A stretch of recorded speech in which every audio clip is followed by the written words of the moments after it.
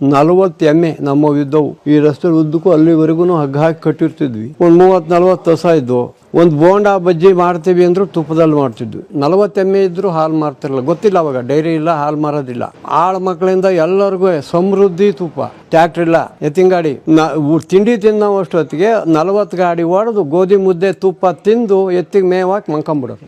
ಮತ್ತೆ 3 ಗಂಟೆಗೆ ಎದ್ದು ಊಟ ಮಾಡಿ ಶುರು ಹಚ್ಕೊಳೋರು. ಆ ಕಾಲ ಇವತ್ತು ತತ್ತಿರ ಸ್ವಾಮಿ.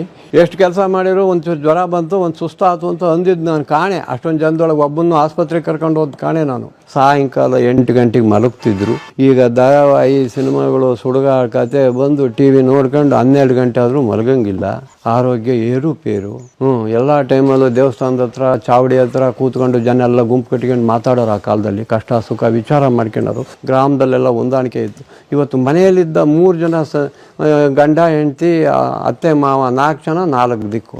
ಗಂಡು ಗಾಳಿ ಪಾಲು, ಹೆಂಡತಿ ಎರರ್ ಪಾಲು. ಮನೆ ಸಂಸಾರ ಯಾರ ಪಾಲು? ರಾತ್ರಿ ಮಲಗುವಾಗ ಸುತ್ತ ಊರಿಗೆ ಗಂಟೆ ಜಾಗಟೆ ಹೊಡ್ಕೊಂಡು ಸಾರ್ಕೊಂಬರ್ತದಂತ ಹಿಂದೆ ಮಲಗೋ ಟೈಮಿಗೆ. ಹಳ್ಳಿಯಲ್ಲಿ ದುರ್ಸ್ವಪ್ನವ ಕಾಣದಿರಿ, ದುರ್ವಿಚಾರದಲ್ಲಿ ಮಲಗದಿರಿ ಅಂತ ಎಚ್ಚರಿಕೆ ಕಾಯಕದವರು ಅಂತ ಅವರು. ಅವತ್ತು ಊರಿಗೆ ಒಬ್ಬರ ಇಬ್ಬರು 3 ಜನ ಜಾಸ್ತಿ ಅಂದರೆ ಕುಡುಕರು ಇದನ್ನ ಅವ್ರನ್ನ ಬಿಟ್ಬಿಡೋರು. ಅವ್ರು 3 ಜನ ಅದೇ ಬದುಕೇ ಮಾಡ್ತಿರ್ಲಿಲ್ಲ, ಬಿಡತ್ಲಾಗ ಅವ್ರನ್ನ ಅನ್ನೋರು. ಈಗ ಮನೆಗೂ ಒಬ್ರು ಕುಡಿದೇ ಇರೋರು ಹುಡುಕ್ಬೇಕು ಅಂದರೆ ಕಷ್ಟ ಆಗಿದೆ. 10 kg ಕೆಮಿಕಲ್ ಮೆನ್ಯೂರ್